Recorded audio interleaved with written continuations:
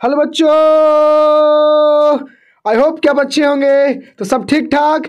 चलिए तो मैं फिर आपके लिए लेकर आया हूँ बिहार बोर्ड 2023 के लिए पटना जो एनुअल एग्जामिनेशन जो होने वाला है ना उसके लिए। हाँ जी हाँ, फिजिक्स जो फील वाला फिजिक्स होता है वही दूसरा चैप्टर से इलेक्ट्रिक पोटेंशियल एंड कैपेसिटेंस से बहुत इंपॉर्टेंट ऑब्जेक्टिव क्वेश्चन आपके सामने मैं सोल्यूशन करूंगा जो हमारे बोर्ड में पूछ चुका है।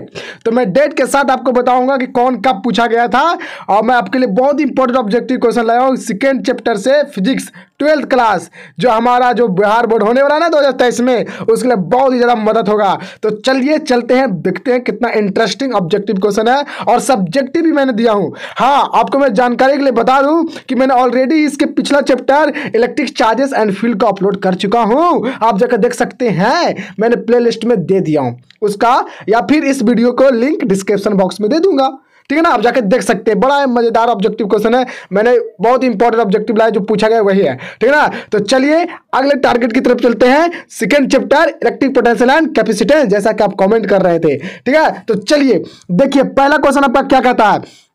कहता है आपका पहला क्वेश्चन इसमें कि in charge on plate x in the given figure, आपको ये फिगर दिख रहा होगा जो 2011 में पूछा गया। कब पूछा गया है जी? 2011 में, ठीक है ना।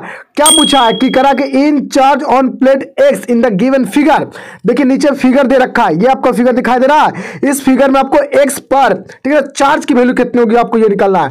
तो पहले आपको बता दें तो ये कितना वोल्ट है, 20 वोल्ट, ये कितना 10 वोल्ट, तो ये कम वोल्ट है, ये ज्यादा वोल्ट है, तो वोल्टेज का अंतर कितना हुआ जी? तो पोटेंशियल डिफरेंस निकालो डेल भी, तो डेल भी कितना होगा? 20 में से 10 किया यानी कि 10 वोल्ट का अंतर हुआ कि नहीं, सही समझे।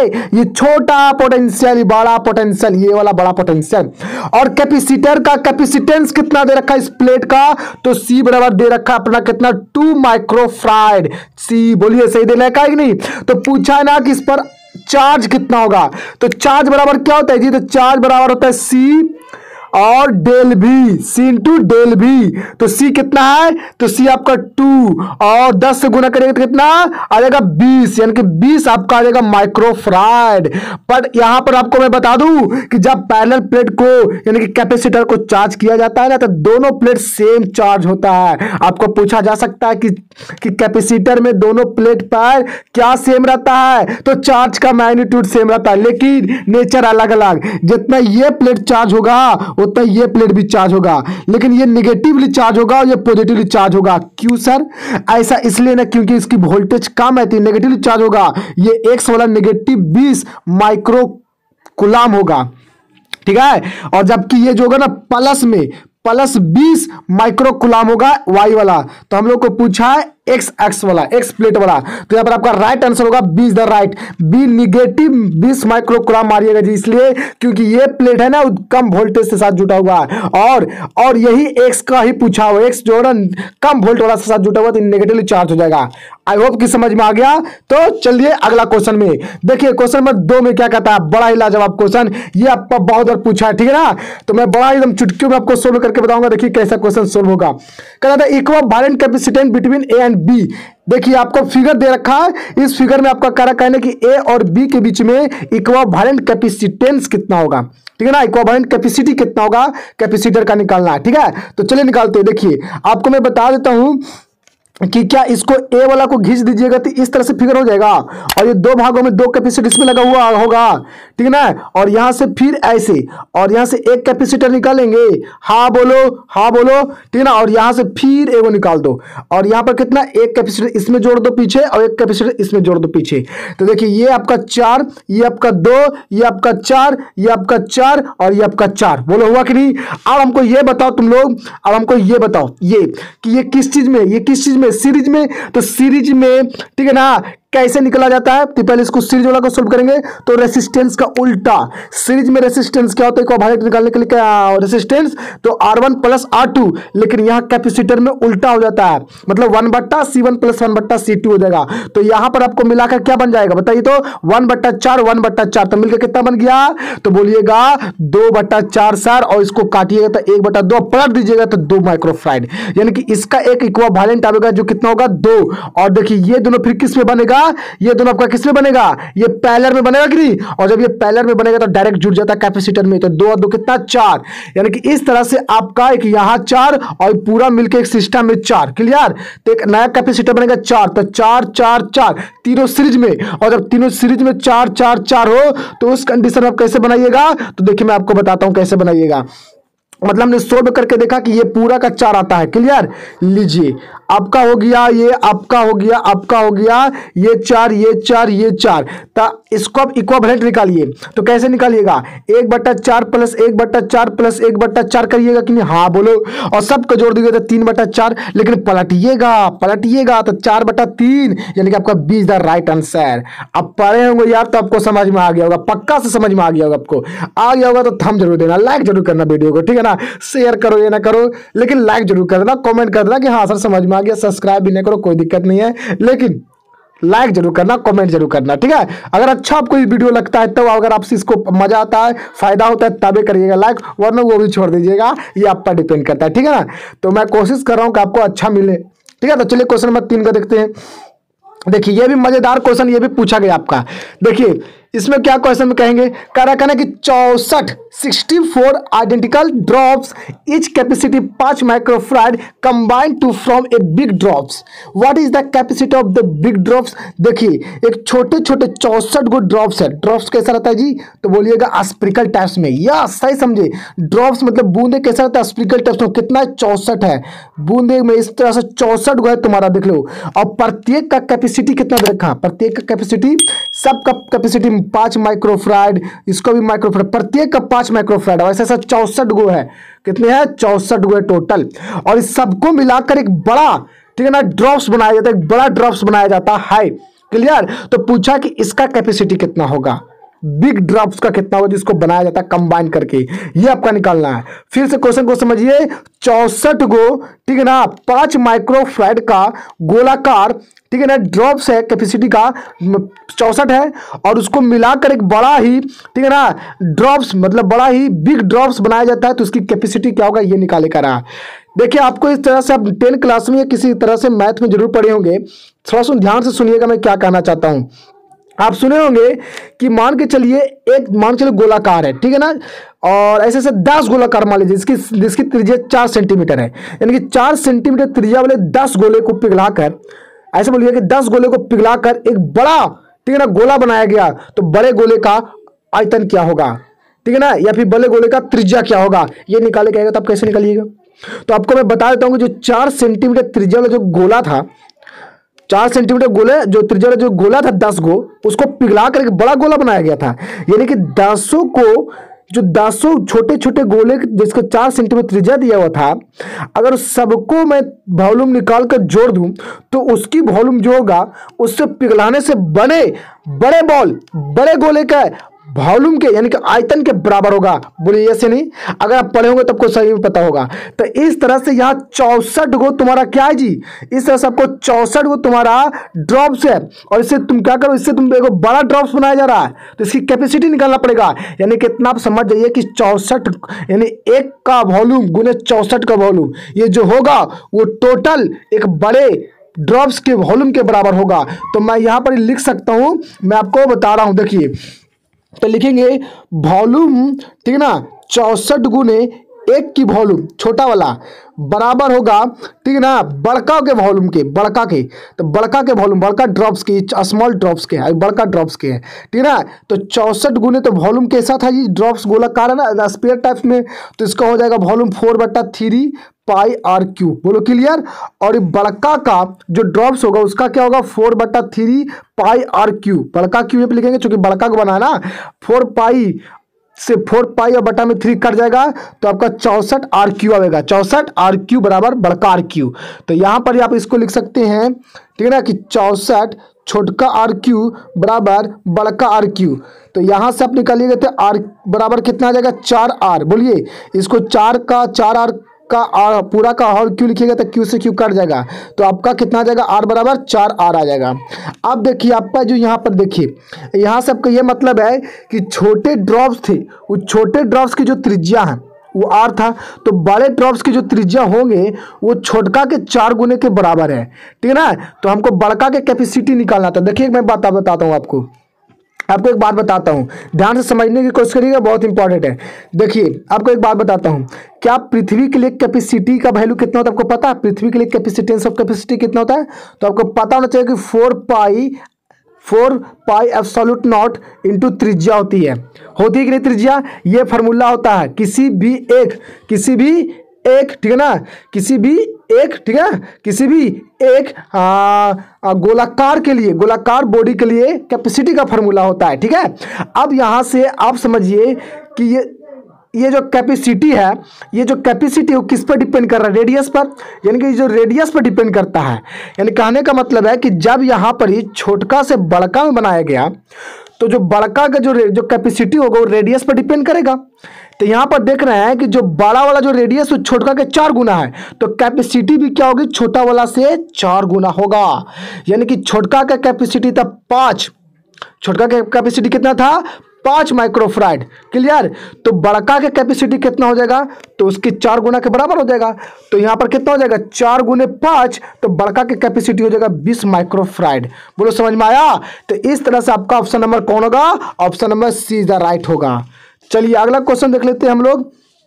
देखिए अगला क्वेश्चन क्या कहता है, क्वेश्चन नंबर 4 में आपका कहता है यहाँ पर कि the equivalent capacity between A and B के बीच में इक्विवेलेंट कैपेसिटी कितना होगा, ठीक है ना। आपको ये फिगर आपको दिख ही रहा होगा, ये फिगर, ये ए है और ये बी, इसके बीच में इक्विवेलेंट कैपेसिटी निकालना कितना होगा।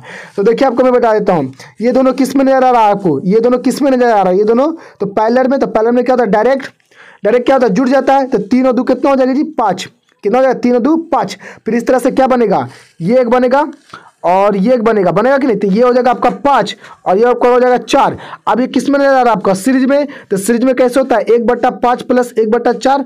तो इस तरह से एलसीएम लीजिएगा तो कितना हो जाएगा? 9 ऊपर चल जाएगा, नीचे 20 और इसको पलटिएगा तो कितना हो जाएगा? 20/9 आपका राइट आंसर हो जाएगा। क्लियर हुआ? तो 20/9 आपका राइट आंसर हो जाएगा। Option number A is the right. बोलो क्लियर, समझ में आया कि नहीं? अब इसको ऐसे भी बना सकते हैं, आपको नया तरीका देखिए क्या है। इसको सारा नियम, अगर ऐसा फिगर है तबे इसको इसमें गुना करिए तो कितना होगा? 4 3 12, फिर इसको इसमें गुना करिए कितना होगा? 4 दूनी 8 और 12 8 जोड़ दीजिए 20 और सबको जोड़ दीजिए तो 20 रुपये दे दीजिए और सबको जोड़िए कितना होगा? 9। 3 और 2 5, 5 4 9, आपका हो जाएगा 20/9 आपका राइट आंसर। ऐसे भी आप बना सकते हैं, सिर्फ ऐसा फिगर के लिए नियम कॉन्सेप्ट क्लियर काम करेगा। क्लियर, चलिए आगे देख लेते हैं हम लोग। क्वेश्चन नंबर आगे देख ले 5 में क्या कहता है? 5 में कहता है the equivalent capacity between A and B, A और बी के बीच में इक्विवेलेंट कैपेसिटी कितना होगा? ए और बी के बीच में। देखिए चलिए देखिए इसको कैसे सोल्व करते हैं। देखिए तो ये पहले बताइए हमको कि ये किस में है, ये किस में है? तो बोलिएगा सीरीज में है सर। तो सीरीज में कैसे होता है? बटा करके, यानी कि 1/6 प्लस 1/6 करिएगा। तो इसको सोल्व करिए कितना आएगा? 2/3 सॉरी 2/6 और इसको काटिएगा तो कितना आएगा? 1/3 और इसको पलट दीजिएगा तो 3 आ जाएगा, यानी कि यहाँ पर 3 आ जाएगा। ये टोटल मिलके कितना बनाएगा? 3 और 3 और 6, तो 3 और 6 पैरेलल में है। तो पैरेलल में कैपेसिटर में क्या होता है? डायरेक्ट जुड़ जाता है। तो 6 + 3 कितना हो जाएगा? 9, यानी कि 9 माइक्रोफराड इक्विवेलेंट कैपेसिटी होगा इसका। क्लियर हुआ? तो यहाँ पर आपका राइट आंसर कितना हो जाएगा? आपका राइट आंसर होगा सी। बोलो समझ में आया? चलिए अगला देख लेते हैं क्वेश्चन में क्या कहता है। देखिए क्वेश्चन नंबर 6 बहुत इंपॉर्टेंट क्वेश्चन है। कहता है 3 capacitor each of the capacity C are connected in series, the resulted capacity will be. देखिए 3 कैपेसिटी है कैपेसिटर का, 3 कैपेसिटर का कैपेसिटी क्या है? सी है और तीनों के तीनों जुड़ा हुआ है सीरीज में, यानी कि इस तरह से देख लीजिए 3 कैपेसिटर का कैपेसिटेंस सी है। तो इसका इक्विवेलेंट कितना होगा? तो 1/c plus 1/c plus 1/c करिएगा ना जी, तो कितना हो जाएगा? 3/c और इसको पलटिएगा तो c/3। Option number C is the right. बोलो समझ में आया? चलिए अगला देख लेते हैं। अगला क्वेश्चन में देखिए 7 में क्या कहता है? कहता है कि electric potential on the axis of the dipole and at a distance, ठीक है ना, at distance r from it proportional to. देखिए कह रहा है ना इक्वा पोटेंशियल। पहले ये बताइए एक्सिस पर डायपोल मोमेंट के रूप में क्या होता है? एक्सिस पर यानी कि जैसे में ये पॉजिटिव चार्ज हो गया, ये नेगेटिव चार्ज हो गया आपका, तो एक्सिस ये आपका एक्सिस होता है। तो यहाँ पर आपको किसी भी पॉइंट पर निकालना है पोटेंशियल, तो क्या निकलता है? तो v पर आपको याद होना चाहिए 1/4 पाई एप्सिलॉन नॉट, ठीक है ना, p/r²। ये होता है ना, सॉरी r² नहीं, r होता है सिर्फ, ये होता है आपको, ये होता है आपका। तो ये आपको पता चाहिए एट एनी पॉइंट पर, किसी भी पॉइंट पर, सॉरी एक्सिस के किसी पॉइंट पर, एक्सिस के किसी भी पॉइंट पर पोटेंशियल, इलेक्ट्रिक पोटेंशियल का जो फार्मूला होता है 1/4 पाई एप्सिलॉन नॉट और गुने P/R।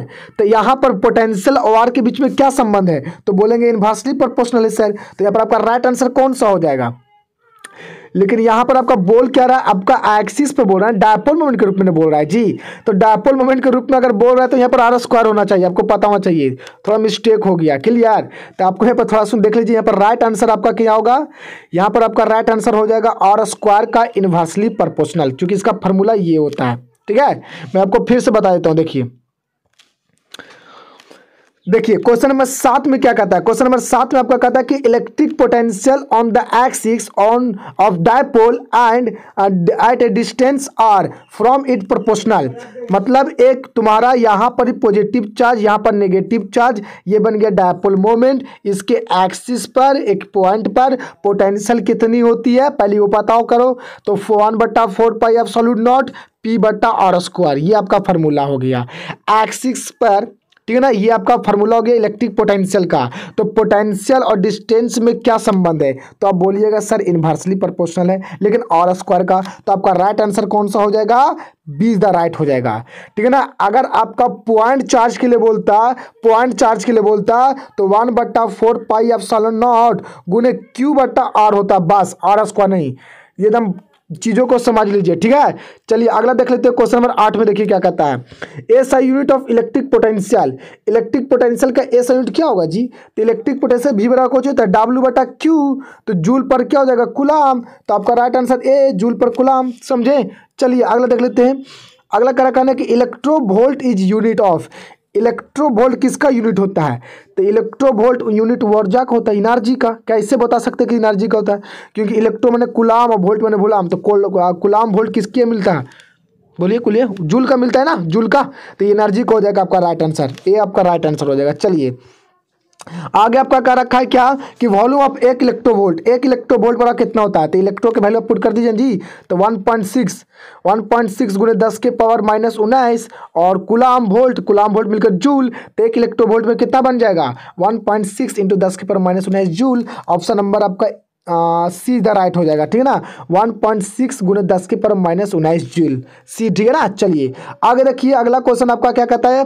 अगला आपका क्वेश्चन कह रहा है यहाँ पर ही 11 में, क्या कर रहा है 11 में, कह रहा है कि electric potential at the centre of the charge hollow metal sphere is. ठीक है ना, क्या कर रहा है, कह रहा है कि electric potential at the centre of the charge hollow metal sphere is. देखिए एक आपको हॉलो स्फीयर है, खोखला स्फीयर है, क्लियर। और इसके अगर खोखला स्फीयर है तो बॉडी चार्ज कहाँ होगा, सब सिर्फ स्फीयर पर होगा, सिर्फ स्फीयर पर ही चार्ज होगा जी, अंदर में तो चार्ज हो ही नहीं सकता क्योंकि खोखला है।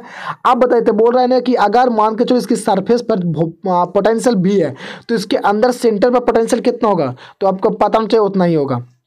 दोनों सेम होना चाहिए। कैसे सेम होना चाहिए सर, क्योंकि दोनों के बीच में कोई चार्ज नहीं होगा, कोई वर्क डन नहीं होगा। तो कोई वर्क डन नहीं होगा तो वर्क डन 0 हो जाएगा। तो यहाँ पर आपको मान लीजिए इसको ए और इसको मान लीजिए बी, क्लियर। अब देखिए निकालिए, तो VB माइनस VA बराबर लिखिएगा WAB/Q। अब बताइए कोई तो काम ही नहीं होगा क्योंकि यहाँ पर चार्ज आ ही नहीं सकता, तो काम 0, तो यहाँ पर -A उधर चल जाएगा, तो VB बराबर कुछ हो जाएगा BA। और इस कंडीशन में देख रहे हैं कि अंदर बाहर की सरफेस की पोटेंशियल सेंटर पर की पोटेंशियल के बराबर हो रहा है, इसलिए आपका यहाँ पर राइट आंसर हो जाएगा D is the right, same as that on the surface के बराबर हो जाएगा। समझे। चलिए अगला क्वेश्चन देखिए 12 का क्या कहता है। 12 का आपका कहता है कि electric potential of the earth is taken to be 0। ठीक है ना, तो because the earth is a good conductor. Yes, ये बहुत इंपॉर्टेंट। अगर गुड कंडक्टर नहीं होता है अर्थ तो उसका इलेक्ट्रिक पोटेंशियल 0 नहीं लिया जा सकता है अर्थ का, इसलिए आपका यहाँ पर राइट आंसर होगा B is the right, good conductor होती है। चलिए अगला देखिए, अगला आपका कहता है क्वेश्चन नंबर 13 में क्या कहता है, तो सुनो, कहता है dimensional formula of capacitance is. Dimensional formula of capacitance is, तो कैपेसिटेंस का डायमेंशनल फॉर्मूला क्या होगा, तो निकालें। तो चलिए निकाल के बताते हैं आपको क्या होगा। तो आपको पता होना चाहिए कि C बराबर आपका फॉर्मूला क्या होता है, पता है Q/V होता है, Q/V आपको पता होनी चाहिए। तो यहाँ पर ही तो Q का वैल्यू कुलाम और V की जगह क्या लिखेंगे, V की जगह लिखिएगा यहाँ पर लिखिएगा W बटा लिखिएगा जी, W/Q, यहाँ पर तो क्यू ऊपर चल जाएगा ना, तो कूलाम ऊपर हो जाएगा, तो यानी कि कूलाम स्क्वायर ऊपर हो गया और नीचे कितना हो जाएगा डब्लू। अब इसको पूरा तोड़ना पड़ेगा आपको, कूलाम स्क्वायर डब्लू, तो कूलाम स्क्वायर का एम्पियर स्क्वायर फिर सेकेंड स्क्वायर हो जाएगा जी क्या, और इसको लिखिएगा केजी मीटर स्क्वायर पर सेकेंड स्क्वायर, तब पर ऊपर जाकर ये वाला सेकेंड स्क्वायर यहाँ पर लिख दें। अब बताइए इसको डायमेंशनल बनाना है, तो यहाँ पर एम की पावर कितना हो जाएगा, एम की पावर -1 हो जाएगा, एल की पावर कितना हो जाएगा -2 हो जाएगा, और सेकेंड स्क्वायर यानी तो टी के पावर -4 हो जाएगा, और ए के पावर कितना हो जाएगा, सॉरी प्लस में हो जाएगा, और ये माइनस में हो गई दोनों, और यहाँ पर एम्पियर का स्क्वायर हो जाएगा 2, तो डी इज द राइट होगा। ठीक है, तो चलिए अगला क्वेश्चन देखते हैं हम लोग। ठीक है, यानी कि आपका क्वेश्चन नंबर डी में राइट होगा, यानी कि एम के पावर -1, एल के पावर -2 और टी के पावर 4 और ए की power 2 is the right answer. ठीक है ना, चलिए अगला क्वेश्चन देखते हैं। क्वेश्चन नंबर 14 में क्या कहता है क्वेश्चन नंबर 14 में कि क्या कहता है कि the nature of the capacity of the electrostatics capacitor depends on, कहता है द नेचर ऑफ कैपेसिटी, ठीक है ना, nature of capacity of electrostatics capacitor, जो कैपेसिटर का जो कैपेसिटी होता है वो किस पर डिपेंड करता है। तो आपको एक फार्मूला पता होना चाहिए, C बराबर एप्सिलॉन नॉट, ठीक है ना, एरिया अपॉन dt, यानी कि आप किस पर डिपेंड करता है, मीडियम पर डिपेंड करता है कि कौन सी मीडियम डाला गया पैरेलल प्लेट के बीच में कैपेसिटर का। दूसरा बात की इस बात पर डिपेंड करता है कि उसकी एरिया क्या है, और तीसरी बात की उसकी डिस्टेंस, दोनों प्लेट के बीच का डिस्टेंस, और ये थिकनेस, डायरेक्ट्रिक्स मटेरियल्स के थिकनेस पर डिपेंड करता है। ये 4 चीज पर डिपेंड करता है। तो यहाँ पर आपका राइट आंसर कौन सा होगा, एरिया इधर राइट, यानी एरिया पर डिपेंड करता है, ना कि शेप पर। देखिए चाहे तो प्लेट का ऐसे शेप रहे, चाहे तो रेक्टेंगुलर ऐसे इस तरह से शेप रहे, इससे कोई फर्क नहीं पड़ना है, लेकिन एरिया अगर अलग अलग होता है तो फर्क पड़ेगा। तो इसलिए पर आपका जो राइट आंसर होगा वो सी द राइट एरिया होगा, जो एरिया पर डिपेंड करता है, यानी कि कैपेसिटी ऑफ कैपेसिटर का जो है वो एरिया पर डिपेंड करता है, जो कि डायरेक्टली प्रोपोर्शनल होता है। इस बात को भी याद रखिएगा, ठीक है ना। तो चलिए अगला हम लोग क्वेश्चन देख लेते हैं। क्वेश्चन नंबर 15 में देखिए क्या कहता है। क्वेश्चन नंबर देखिए 15 में आपका कह रहा है कि which of the following is blocked by the capacitor, capacitor के द्वारा किसे ब्लॉक किया जा सकता है, मतलब किसे रोका जा सकता है, किस करंट को। तो आपका यहाँ पर राइट आंसर होना चाहिए बी, डायरेक्ट करंट को। देखिए मैं आपको बता देता हूँ कि जब हम लोग किसी कैपेसिटर को क्या करते हैं, ठीक है ना, एक अल्टरनेटिंग करंट, ठीक है ना, अल्टरनेटिंग करंट सोर्स के साथ कंबाइन कर देते हैं, तो होता क्या है कि ये जो प्लेट जो होती है, ये कभी ये प्लेट पॉजिटिवली चार्ज होता है, ये नेगेटिवली, तो कभी ये पॉजिटिवली चार्ज होता है, कभी ये नेगेटिवली चार्ज होता है, ये हमेशा बदलते रहता है। लेकिन जब डायरेक्ट करंट होता है ना, तो डायरेक्ट करंट से ब्लॉक्ड हो जाता है, कहने का मतलब एक बार कंप्लीटली चार्ज होगा ना, तो चार्ज होने के बाद सर्किट में फिर करंट नहीं बहता है। इसलिए यहाँ पर आपका राइट आंसर होगा B is the right answer, direct current. Clear. चलिए अगला क्वेश्चन देखिए। क्वेश्चन नंबर आपका 16 में क्या कहता है। क्वेश्चन नंबर 16 में आपका कह रहा है कि ferrite is the unit, ferrite किसका यूनिट है, फराइड किसका यूनिट है, ये कह रहा है। आपका ऑप्शन ए में इलेक्ट्रिक पोटेंशियल, बी में इलेक्ट्रिक फील्ड, और सी में इलेक्ट्रिक कैपेसिटी, ठीक है ना, और डी में आपका ऑप्शन है इलेक्ट्रिक फ्लक्स। तो आपका राइट आंसर होगा फराइड जो होता है वो आपका इलेक्ट्रिक कैपेसिटी का एसआई मात्रक होता है, कैपेसिटी, ठीक है ना, फराइड एसआई मात्रक होता है। ठीक है, तो चलिए देखिए क्वेश्चन नंबर 17 में आपका कह रहा है कि which of the following is unit of capacitance of capacitor, which of the following is unit of capacitance of capacitor.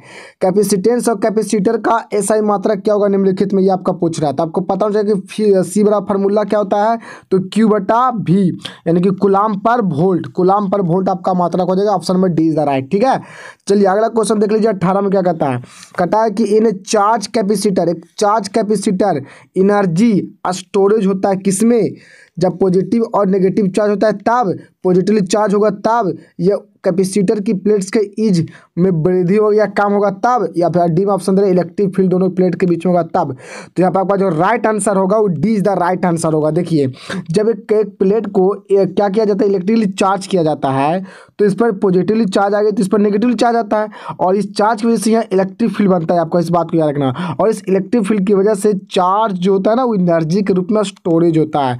ठीक है ना, तो इसलिए आपका राइट आंसर होगा option number D is the right, the electric field between the plates के कारण। ठीक है, कि the capacity of A parallel plate capacitor depends on the, मतलब एक, ठीक है ना, एक पैरेलल प्लेट की कैपेसिटर किस पर डिपेंड करता है, किस पर डिपेंड करता है।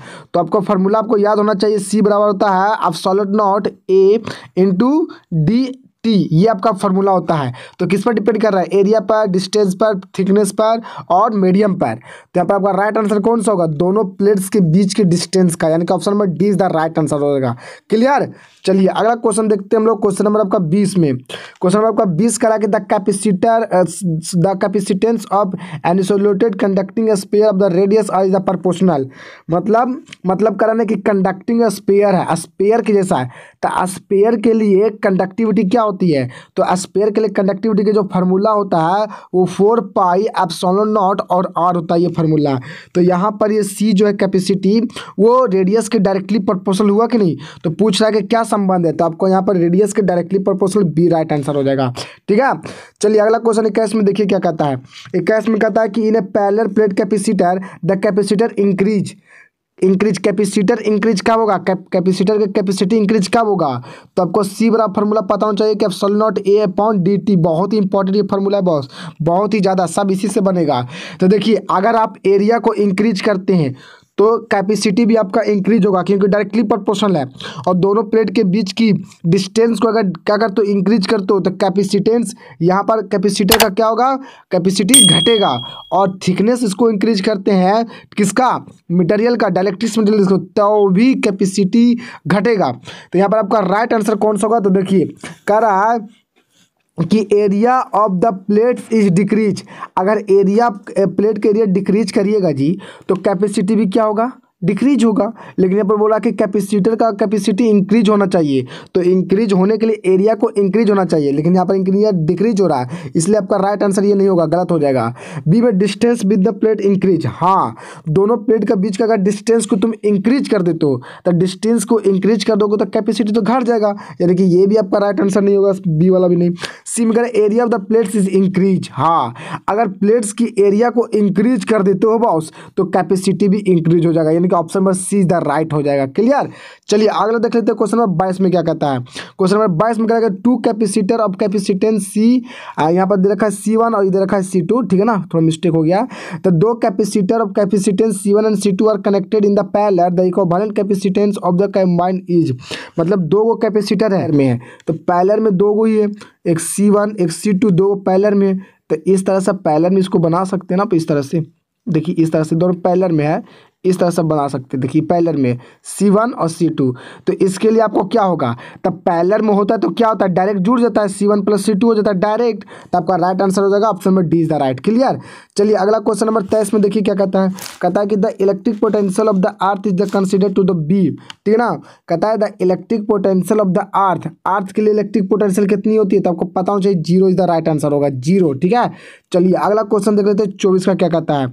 24 में आपका क्या रखा है, ठीक है ना। 24 में आपका क्या रखा है कि the electric field and electric potential are related. Electric field और इलेक्ट्रिक पोटेंशियल के बीच का रिलेशन क्या है? तो आपको पता होना चाहिए पोटेंशियल ग्रेडियंट वाला फार्मूला, ये बहुत इंपॉर्टेंट है पोटेंशियल ग्रेडियंट। तो माइनस DV बटा क्या होगा? DR। ये आपका संबंध होता है जी, याद रखना, किसे? इलेक्ट्रिक फील्ड और पोटेंशियल में बीच में ये संबंध होता है, E बराबर माइनस DV बटा DR। तो यहाँ पर आपका राइट आंसर होगा option number C is the right. Clear? चलिए अगला क्वेश्चन करा 25 में, देखिए क्या करा है। करा 25 में कि the Van de Graaff generator is the machine to generate, ठीक है ना। करा वन डे ग्राफ जनरेटर किस प्रकार का मशीन है, किस प्रकार का ये उत्पन्न करता है? तो यहाँ पर जो आपका जो राइट आंसर होगा वो क्या होगा? देखिए तो आपको मैं बता देता हूँ, आंसर होगा option number C is the right. C is the right, आपका सी इज द राइट, यानी हाई वोल्टेज, यानी कि इस Graaff generator, Van de Graaff generator एक वैसी डिवाइस है, एक वैसी मशीन है जो हाई वोल्टेज क्रिएट करता है। हाई मिलियन में वोल्टेज हमको देखा, मेगा वोल्टेज देता है, ठीक है ना, याद रखिए, कई मेगा मिलियन वोल्टेज देता है, ये प्रदान करता है कौन? Van de Graaff generator. तो Van de Graaff generator high voltage देता है, जनरेट करता है, करंट नहीं। क्लियर? चलिए अगला क्वेश्चन देखते हैं 26 में क्या कहता है। आपका 26 में क्वेश्चन में कहा कि a dielectric substance in which the dipole moment of a molecules is 0, तो इज कॉल्ड, ठीक है ना, इज कॉल्ड क्या कहलाएगा? तो देखिए आपको ध्यान से समझने वाली बात है। आपका क्या रखा है इसमें कि आपका क्या रखा कि एक डाइलेक्ट्रिक सब्सटेंस है जिसका डायपोल मोमेंट क्या है? 0 है। तो डायपोल मोमेंट 0 किसका होता है? तो आपको पता होना चाहिए नॉन पोलर मॉलिक्यूल्स का। पोलर मॉलिक्यूल्स किसे कहते हैं? तो पोलर मॉलिक्यूल्स या पोलर डायरेक्शन उसे कहते हैं जिसका एक परमानेंट क्या हो, डायपोल हो। और परमानेंट अगर डायपोल होगा तो उसकी तो जीरो नहीं होगा, और जिसकी जीरो डायपोल मोमेंट नहीं होती उसे पोलर डायलेक्ट्रिक्स कहते हैं, और जिसकी डायपोल मोमेंट जीरो होती है उसे नॉन पोलर डायलेक्ट्रिक्स। यहाँ पर आपका राइट आंसर होगा नॉन पोलर मॉलिक्यूल से डायलेक्ट्रिक्स कहलाएगा। चलिए अगला क्वेश्चन नंबर 27 में देखिए क्या कहता है। कहता है कि which of the following is the not polar dielectric, निम्नलिखित में कौन पोलर डायलेक्ट्रिक नहीं है? तो पोलर डायलेक्ट्रिक मतलब कहने का मतलब नॉन पोलर के बारे में पूछा ना, है not polar dielectric. Polar dielectric कौन नहीं है निम्नलिखित में? तो कौन पोलर डायलेक्ट्रिक नहीं है यहाँ पर आपका? तो आपका यहाँ पर राइट आंसर होना चाहिए, ठीक है। देखिए ये सब के सब आपका क्या पोलर, ये सब नॉन पोलर है जी, ये सब आपका नॉन पोलर डायलेक्ट्रिक है। क्लियर, ये सब नॉन पोलर डायलेक्ट्रिक है आपका, ये नॉन पोलर डायलेक्ट्रिक है, ठीक है ना। तो पोलर डायलेक्ट्रिक आपको HCl हो गया, HCl। तो HCl आपका ये जो है पोलर डायलेक्ट्रिक है, ना कि नॉन पोलर डायलेक्ट्रिक। यहाँ पर आपको क्या करना है, ये नॉट को हटा दीजिए, यहाँ पर आपका राइट आंसर आप बन जाएगा, ये option number D is the right हो जाएगा कि पोलर डायलेक्ट्रिक्स कौन है, ये डी, ठीक है। चलिए अगला क्वेश्चन कहता है 28 में कि electric potential is equal to, electric potential बराबर फार्मूला क्या होता है? इलेक्ट्रिक पोटेंशियल तो V बराबर होता है W/Q, ये आपका राइट आंसर हो जाएगा, यानी कि option number B is the right. Clear. चलिए अगला क्वेश्चन देखिए कितना का, अगला क्वेश्चन कहता है आपका 29 का कि 1 farad is equal to, 1 farad बराबर, देखिए C बराबर कुछ होता है, तो C बराबर Q/V, यानी कि कुलाम पर वोल्ट होगा, 1 कुलाम पर वोल्ट, और वोल्ट ऊपर चल जाएगा तो क्या हो जाएगा इन्वर्स में, तो 1 फराड बराबर 1 फराड बराबर, तो 1 फराड बराबर 1, ठीक है ना, कुलाम, 1 कुलाम कितना, 1 कुलाम वोल्ट इनवर्स हो जाएगा, 1 कुलाम वोल्ट इनवर्स, यानी कि option number B is the right. आपको जानकारी के लिए मैं बता देता हूँ कि जो 1 फराड होता है ना, 1 फराड, ठीक है ना, 1 फराड में कितना कुलाम चार्ज होता है? तो 9,6500 कुलाम चार्ज, काएँ दाएँ सैकड़ा हज़ार 10,000, यानी कि 96,500 कुलाम 1 फराड के बराबर होता है। ये भी बहुत इंपॉर्टेंट है, इसको याद रखना, आपको ऑब्जेक्टिव में आ सकता है। क्लियर। चलिए अगला क्वेश्चन नंबर 30 में देख लीजिए क्या कहता है। 30 में कहता है कि potential energy of A charge conductor, charge conductor के लिए पोटेंशियल एनर्जी का फार्मूला क्या होगा? किसके लिए पोटेंशियल एनर्जी का फार्मूला क्या होगा? तो मैं आपको आंसर बता देता हूँ, ऑप्शन नंबर बी आपका राइट होगा। पोटेंशियल एनर्जी U बराबर आपका फार्मूला होता है हाफ CV², आपको पता होना चाहिए, हाफ CV² आपका होता है, ठीक है ना। पोटेंशियल एनर्जी का फार्मूला एक चार्ज कंडक्टर के लिए, ठीक है, कैपेसिटर के रूप में जो रहता है। चलिए अगला क्वेश्चन देखते हैं 31 का क्या कहता है। कहता है the value of electric potential at a distance r from the point charge Q। तो पॉइंट चार्ज Q के लिए फार्मूला क्या होता है आपको पता है? तो जैसे यहाँ पे पॉइंट चार्ज Q, तो किसी भी एक पॉइंट पर पोटेंशियल निकालना है तो उसके लिए फार्मूला होता है 1/4πε0, ठीक है ना, Q/R होता है। ये आपका राइट फार्मूला होगा पोटेंशियल का, इलेक्ट्रिक पोटेंशियल का फार्मूला एक पॉइंट चार्ज के लिए 1/4πε0 Q/R। तो ये आपका राइट आंसर इसमें कौन सा होगा? तो यहाँ पर आपका जो राइट आंसर होगा वो option number A is the right हो जाएगा। क्लियर। चलिए अगला क्वेश्चन देख लेते हैं 32 का क्या कहता है। 32 का आपका क्या रखा है यहाँ पर ही, ठीक है ना, 32 का आपका क्या रखा है, देखिए क्या क्या रखा है, देखिए क्या रखा आपका 32 का। तो 32 का क्या रखा कि the dielectric constant of the water, water का डायलेक्ट्रिक कांस्टेंट कितना होता है? तो आपको पता होना चाहिए 80 या फिर 81, लेकिन यहाँ पर आपका राइट आंसर 80 राइट हो जाएगा। क्लियर। चलिए अगला क्वेश्चन देख लेते हैं 33 का क्या कहता है। Electric capacitance of earth of radius R radius वाले अर्थ का कैपेसिटेंस कितना होता है? तो आपको पता होना चाहिए 4πr/0, ये होता है आपका, ठीक है ना, ठीक है ना। तो आपका यहाँ पर राइट आंसर कौन सा हो जाएगा? ऑप्शन नंबर आपका बी इज द राइट हो जाएगा। क्लियर। चलिए अगला क्वेश्चन देख लेते हैं। क्वेश्चन नंबर 34 में देखिए कहता है ना unit of electromotive force, electromotive force जिसे EMF कहते हैं, इलेक्ट्रोमोटिव फोर्स। देखिए इलेक्ट्रोमोटिव फोर्स किसी प्रकार का फोर्स नहीं है बल्कि ये पोटेंशियल है। तो पोटेंशियल का जो SI मात्रक होगा वो इलेक्ट्रोमोटिव फोर्स का भी SI मात्रक होगा, क्योंकि ये पोटेंशियल है। तो यहाँ पर आपका राइट आंसर हो जाएगा C, वोल्ट आपका राइट आंसर हो जाएगा।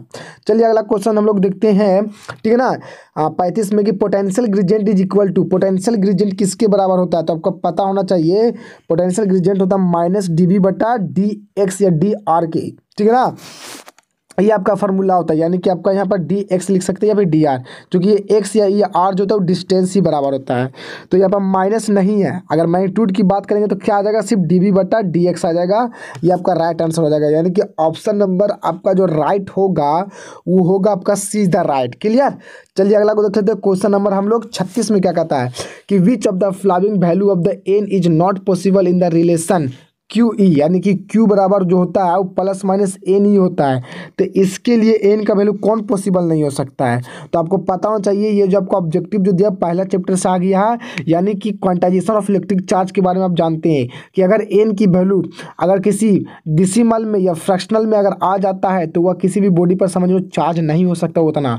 तो यहाँ पर बताइए, देखिए एन की वैल्यू यहाँ पर 4 है, तो ये तो एन की वैल्यू प्लस माइनस 1 से लेकर प्लस माइनस 2 इसे पूरा अनंत तक जाना चाहिए। यानी कि एन की वैल्यू 1 2 3 4 5 6 7 8 9 10 11 हो सकता है, लेकिन माइनस में भी 1 2 3 4 5 हो सकता है, लेकिन 1.2 4.2 5.2 ऐसे पॉइंट वाला नहीं हो सकता इनका वैल्यू। तो इसलिए आपका राइट आंसर होगा option number C the right. ये पॉइंट में नहीं होता है इनका value, quantization of electric charge की प्रॉपर्टी ही कहता है।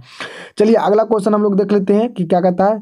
अगला क्वेश्चन देखिए, तो आपका जो अगला क्वेश्चन जो क्या रखा है वो क्या रखा है 37 में कि which of the following is the correct for the capacity of A parallel plate capacitor.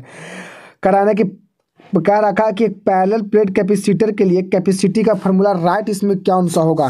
तो आपको मैं बता दूं कि आपके लिए जानकारी के लिए कि एब्सोल्यूट नॉट ए बटा डी आपका राइट आंसर हो जाएगा। ठीक है ना, ये आपका राइट आंसर हो जाएगा, याद रखिएगा। ठीक है, कौन सा, option number A epsilon not a बटा डी, ये आपका राइट आंसर हो जाएगा। अगर इसमें अगर डायलेक्ट्रिक कांस्टेंट रहता तो अगर डायलेक्ट्रिक कांस्टेंट का कोई थिकनेस रहेगा तो यहाँ पर टी आ जाता है। ठीक है ना, लेकिन यहाँ पर नहीं है, तो इस तरह से थिकनेस हट जाएगा, तो यहाँ पर आपका राइट आंसर हो जाएगा option number A is the right. चलिए अगला देख लेते हैं 38 में क्वेश्चन में। देखिए क्या कहता है, कहता है कि the value of relative electrical permittivity of air dielectrics medium. Air के लिए डायलेक्ट्रिक कांस्टेंट मतलब रिलेटिव इलेक्ट्रिकल परमिटिविटी कितना होता है, तो आपको पता होना चाहिए एक होता है। एक जो होता है वो एयर का डायलेक्ट्रिक कांस्टेंट या रिलेटिव इलेक्ट्रिकल परमिटिविटी, और यहाँ पर जो इन्फिनाइट होता है वो मेटल के लिए 81 या फिर 80 जो होता है वो वाटर के लिए होता है। ठीक है, तो यहाँ फिलहाल यहाँ पर पूछा एयर मीडियम के लिए, तो एयर के लिए एक आपका राइट आंसर हो जाएगा। चलिए अगला क्वेश्चन है, इसमें क्या रखा है, क्या देखिए इसमें क्या रखा 39 में अगला में कि इक्विवेलेंट कैपेसिटी निकाल लिया ए और बी के बीच में, ए और बी के बीच में आपको इक्विवेलेंट कैपेसिटी निकालना है। तो कैसे निकलेगा, देखिए आपको पता होना चाहिए कि अगर मान चलिए पोटेंशियल 0 पर है तो इसकी पोटेंशियल 0 होगी, तो यहाँ से चलते हुए इसकी भी पोटेंशियल 0 हो जाएगा। तो पोटेंशियल जब 0 हो जाएगा तो क्या पोटेंशियल का ड्रॉप होगा इस सर्किट में, नहीं होगा। तो जब ये इसमें सर्किट में पोटेंशियल का ड्रॉप ही नहीं होगा तो काम नहीं करेगा, मतलब ये झूठू में दे दिया। तो बस हाँ, अब यहाँ पर देखिए यहाँ पर 0 पोटेंशियल, यहाँ पर समझो हाई पोटेंशियल, तो हाई पोटेंशियल 0 पोटेंशियल के बीच में है, तो ये वाला मतलब काम करेगा। तो इस तरह से आपका यहाँ पर सिर्फ राइट आंसर हो जाएगा option number A is the right, सिर्फ सी हो जाएगा, ये हट जाएगा ये। ठीक है ना, ये वायर कनेक्शन है, आप पढ़े होंगे। चलिए अगला देखते हैं क्वेश्चन नंबर 40 में क्या कहता है, कहता है कि 1 volt is equal to 1 volt बराबर कितना होगा। तो 1 वोल्ट बराबर कितना होगा, 1 जूल पर कूलम, यही ना होगा, क्योंकि वोल्ट बराबर क्या होता है डब्ल्यू बटा क्यू। तो यहाँ पर आपका जो राइट आंसर होगा वो option number B is the right हो जाएगा। क्लियर। चलिए अगला क्वेश्चन देखिए 41 में क्या कहता है, 41 में कहता है कि which of the following has unit volt पर मीटर। वोल्ट पर मीटर किसका सही मात्रक होता है, वोल्ट पर मीटर, तो इलेक्ट्रिक फील्ड का, यानी कि आपका राइट आंसर हो जाएगा D is the right answer. चलिए अगला देखिए पोटेंशियल ग्रेडिएंट वाला था 42 का, कहता है कि sum of charge on collective plate and the condensing plate of the charge capacitor is, क्या कर आपका कि sum of charge on collective plate. ठीक है ना, कलेक्टिव प्लेट जिसको बोलते हैं हम लोग, यानी कहने का मतलब है कि the sum of charge on collective plate and the condenser plate of the charge capacitor. देखिए एक प्लेट है, कैसी प्लेट है, तो आपको पता होना चाहिए कि प्लेट जो कैपेसिटर, और ये कैपेसिटर क्या चार्ज है पूरी तरह से, ये पूरा प्लस तरह से चार्ज है और ये माइनस तरह से पूरा चार्ज है। तो इस प्लेट पर टोटल इलेक्ट्रिक चार्ज कितना होगा, तो मैं आपको बता देता हूँ 0 होगा। कैसे, क्योंकि ये इधर पॉजिटिव चार्ज जितना होता है उतना नेगेटिव चार्ज होता है, तो दोनों जोड़िएगा तो कितना आएगा, कट के 0 ना आएगा जी। तो आपका option number A is the right हो जाएगा 42 का। चलिए अगला देखिए क्या कहता है किलो वाट आवर किसका सही मात्रक होता है, kilo watt hour, kilowatt hour. तो किलोवाट आवर किसका, ऊर्जा का है, एनर्जी का है। तो यहाँ पर आपका राइट आंसर हो जाएगा बी।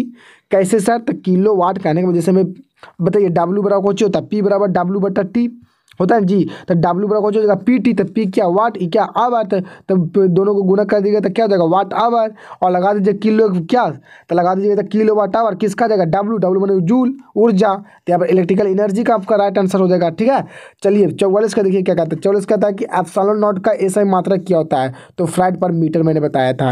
एक वह होता है कूलाम स्क्वायर पर न्यूटन मीटर स्क्वायर होता है। ठीक है ना, तो यहाँ पर एप्सिलॉन नॉट का यूनिट हो जाएगा farad per meter, option number 20 the right. चलिए अगला क्वेश्चन 45 में देखिए क्या कहता है। कहता है कि the storage energy of a capacitor charge to कितना 100 वोल्ट, ठीक है ना, is 1 joule, the capacitance of the capacitor is कितना होगा। ठीक है ना, ये आपका बोल रखा है। तो चलिए इसको लिए हम लोग सोल्व करते हैं। ठीक है ना, कैसे बनेगा इसको ध्यान में रखिएगा। देखिए आपको एक बताते हैं कि बात आपको पता होना चाहिए एक फार्मूला आपको।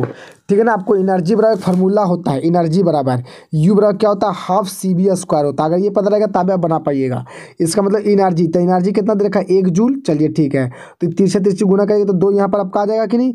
अब आ जाएगा सी बी स्क्वायर, सी वन होता है कैपेसिटी, तो कैपेसिटी तो निकालना ही है। और भी कितना दे रखा है 100, तो 100 का स्क्वायर कितना हो जाएगा जी 10 के पावर हो जाएगा 10 के पावर 4 हो जाएगा। क्लियर। अब यहाँ से सी निकालना है, तो सी बराबर को हो जाएगा 2, ये गुना में इधर जाएगा तो भागा में, और ऊपर जाएगा तो माइनस में। इस तरह से आपका हो जाएगा, यानी कि सी बराबर 2 इंटू 10 की पावर -4 फराइड हो जाएगा, यानी कि ऑप्शन नंबर आपका ए इज द राइट हो जाएगा। क्लियर। चलिए अगला क्वेश्चन नंबर 46 में देख लीजिए क्या कहता है। 46 में आपका क्या रखा है ना कि the electric potential is equatorial position of the electric dipole. Equatorial position पर इलेक्ट्रिक पोटेंशियल कितनी होती है 0। आपको पता होना चाहिए, बहुत इंपॉर्टेंट ऑब्जेक्टिव क्वेश्चन है। Option number D is the right. चलिए अगला देखते हैं क्वेश्चन नंबर 47 में क्या कहता है। Torque acting on the dipole in the electric field. Electric field में टॉर्क एक्ट डायपोल पर टॉर्क कितना होता है, तो आपको पता होना चाहिए पी क्रॉस ई आपका राइट आंसर हो जाएगा। ठीक है ना, टॉर्क बराबर, क्योंकि एक प्रकार की वेक्टर क्वांटिटी होती है। ठीक है, तो यहाँ पर आपका यहाँ पर साइन दे देंगे, वेक्टर का साइन दे देंगे, इसमें वेक्टर का साइन नहीं दिए, तो आपका यहाँ पर राइट आंसर हो जाएगा ए इज द राइट। क्लियर। चलिए अगला क्वेश्चन देखिए क्या कहता है आपका 48 में। Electric potential energy at infinite, infinite पर इलेक्ट्रिक पोटेंशियल एनर्जी वगडन सब क्या होते हैं 0 होते हैं। Option number A is the right. चलिए आगे देखते हैं हम लोग 49 में। Dimensional of the electric potential, electric potential का डायमेंशनल क्या होगा इलेक्ट्रिक पोटेंशियल का, यानी कि v बराबर डब्ल्यू बटा क्यू लिखेंगे जी। तो डब्ल्यू मतलब के जी मीटर पर सेकेंड होगा, के जी मीटर स्क्वायर पर सेकेंड स्क्वायर, और इसका हो जाएगा तब ये हो जाएगा पर सेकेंड, मतलब पर सेकेंड स्क्वायर, और क्यू को लिखिएगा सेकेंड एम्पियर। तो इसको बनाएगा तो एम हो जाएगा एल के पावर 2 हो जाएगा, टी के पावर -3 हो जाएगा, और ए का पावर -1, क्योंकि ये सेकेंड स्क्वायर ये सेकेंड मिलेगा, सेकेंड क्यू बनेगा, और टी के पावर -3 हो जाएगा, और ए का पावर -1 हो जाएगा। यहाँ पर राइट आंसर कौन सा हो जाएगा, मिलाना पड़ेगा। ठीक है ना, यानी कि एम एल के पावर 2 और टी के पावर -3 नहीं ना है, तो नहीं है। तो इस तरह से यहाँ पर आपका ऑप्शन थोड़ा रॉन्ग है जी। तो यहाँ पर आपका जो राइट आंसर जो होना चाहिए वो क्या होना चाहिए, थोड़ा सुधार लो। ठीक है ना, यहाँ पर डी में कर लो एम के पावर कुछ नहीं, एल के पावर 2, टी के पावर -3 और ए के पावर -1 आपका ये राइट आंसर हो जाएगा। याद रखिएगा इलेक्ट्रिक पोटेंशियल का टाइपिंग में दिक्कत हो गया, इससे कोई दिक्कत नहीं। आगे देखिए 50 में आपका 50 ऑब्जेक्टिव कहता है कि electric potential due to a point charge, एक पॉइंट चार्ज के लिए, एक पॉइंट चार्ज के लिए इलेक्ट्रिक पोटेंशियल क्या होता है। तो बड़ा सिंपल है जी। तो क्या होता है आपको पता है, तो होता है v बराबर 1/4 पाई एप्सिलॉन नॉट, ठीक है ना, q बट्टा आर। ये आपका राइट आंसर होगा, यानी कि option number C the right. चलिए अगला क्वेश्चन देखिए कितना कहता है आपका 51 में। Electric potential at any point is proportional to, मतलब इलेक्ट्रिक पोटेंशियल किसी भी पॉइंट के लिए फार्मूला होता है 1/4 पाई एप्सिलॉन नॉट, ठीक है ना, पी बट्टा आर स्क्वायर, और क्या डायपोल मोमेंट में क्या होता है स्क्वायर होता है, याद रखिएगा स्क्वायर। तो डायपोल मोमेंट क्या होता है स्क्वायर, यानी कि option number be the right answer हो जाएगा। चलिए अगला देखिए 52 का कहता है कि work down of a positive charge moves on the equatorial surface. Equatorial surface पर जब पॉजिटिव चार्ज को मूव्स करेंगे तो वर्क डन क्या होगा, वर्क डन क्या होगा। तो आपका यहाँ आंसर हो जाएगा आपका 52 का, जब जो राइट आंसर हो जाएगा वो आपका right answer B is the right answer हो जाएगा। कोई वर्क डन नहीं होगा, कोई इक्वा पोटेंशियल नहीं होगा, ठीक है ना। Option number B is the right, 0 हो जाएगा। Work done of a positive charge moves on the equipotential surface. अब इक्वा पोटेंशियल सरफेस पर एक चार्ज को, पॉजिटिव चार्ज को मूव्स करेंगे तो वर्क डन कितना लगेगा 0। कैसे सर, तो आपको मैं बताता हूँ। जैसे मान लीजिए कि इक्वा पोटेंशियल सरफेस है, तो इक्वा पोटेंशियल सरफेस एक ठिया से दूसरे ठिया चार्ज को ले जाइएगा तो पोटेंशियल कुछ ना कुछ बनेगा। तो यहाँ के पोटेंशियल यहाँ के पोटेंशियल सेम होगा, तो पोटेंशियल सेम होगा तो वर्क डन 0 हो जाएगा। इस बात को याद रखना, ठीक है ना। चलिए अगला देखते हैं क्वेश्चन नंबर 53 में क्या कहता है। कहता है electric potential energy of 2 point charges system is proportional to, ठीक है ना। Electric potential energy of 2 point charges system is proportional to. तो आपका यहाँ पर जो राइट आंसर होगा 53 का, वो आपका यहाँ पर राइट आंसर होगा ऑप्शन नंबर 20 द राइट। ठीक है ना, 1/r के डायरेक्टली प्रोपोर्शनल होगा किसमें, ठीक है ना। तो 2 पॉइंट चार्जेस के लिए इलेक्ट्रिक पोटेंशियल एनर्जी का directly proportional sorry inversely proportional होता है 1/r के। चलिए अब क्वेश्चन नंबर 54 के देख लीजिए। 54 में कहता है कि the electric field intensity inside a conductor, एक कंडक्टर के अंदर इलेक्ट्रिक फील्ड इंटेंसिटी कितनी होती है, तो आपको पता होना चाहिए पहला चैप्टर से। तो option number C the right 0 होगा। ठीक है। 55 में कहता है कि true relation between electric susceptibility, ठीक है ना, एंड डायलेक्ट्रिक कांस्टेंट, दोनों के बीच में सही संबंध क्या है। इलेक्ट्रिक सस्टेबिलिटी काई ई और डायलेक्ट्रिक कांस्टेंट के दोनों बीच में संबंध क्या है, तो आपको पता होना चाहिए कि जिसका जो संबंध होता है वो फार्मूला होता है ए वाला, ऑप्शन नंबर ए, मतलब ए के बराबर होता है के माइनस काई ई, ये आपका राइट आंसर हो जाएगा। ठीक है ना। चलिए अगला क्वेश्चन देख लेते हैं। क्वेश्चन नंबर 56 में क्या कहता है, a unit of the polarization, polarization का एक यूनिट क्या होता है, तो आपका राइट आंसर हो जाएगा ये आपका number C, coulomb per meter square आपका राइट आंसर हो जाएगा। चलिए अगला देखते हैं। Question number 57, the capacitance of capacity of the full field dielectric constant, मतलब दो पैरेलल प्लेट के बीच की जो डायलेक्ट्रिक कांस्टेंट है वो कम्प्लीटली फुल है, तो उसकी कैपेसिटी क्या होगी। तो यहाँ पर जो आपका जो राइट आंसर होगा वो होगा बी इज द राइट, यानी कि absolute not a upon D T.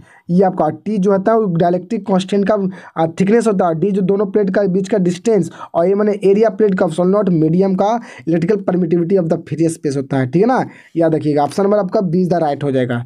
चलिए अगला क्वेश्चन देखते हैं। 58 में क्या कहता है, 58 में आपका कहता है energy density between the plates of capacitor is, तो आपका यहाँ पर राइट आंसर हो जाएगा option number A the right 1/2 electric field का स्क्वायर एब्सोल्यूट नॉट। ये बहुत ही इंपॉर्टेंट है बस, बहुत ही ज़्यादा important. Option number is the right. Energy density between the plates capacitor, दो प्लेट कैपेसिटर के बीच का एनर्जी डेंसिटी कितना होता है, तो 1/2 इलेक्ट्रिक फील्ड का स्क्वायर और absolute not. Option number is the right answer. Clear.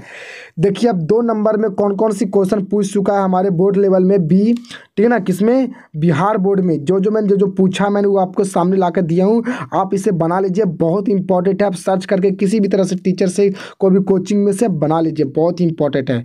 चलिए देखिए 2 नंबर मार्क्स में क्या क्या क्वेश्चन पूछा है। What do you means by capacity of a conductor, मतलब कैपेसिटेंस ऑफ कैपेसिटी तरह से आपको निकालना है। ठीक है ना। और 3 में व्हाट इज इलेक्ट्रोस्टैटिक शेल्डिंग, और 4 में है इलेक्ट्रिक स्टैंड क्या है। बहुत ही इंपॉर्टेंट है, बहुत ही ज़्यादा ये सब इंपॉर्टेंट है, बहुत ज़्यादा इंपॉर्टेंट है, याद रखिएगा।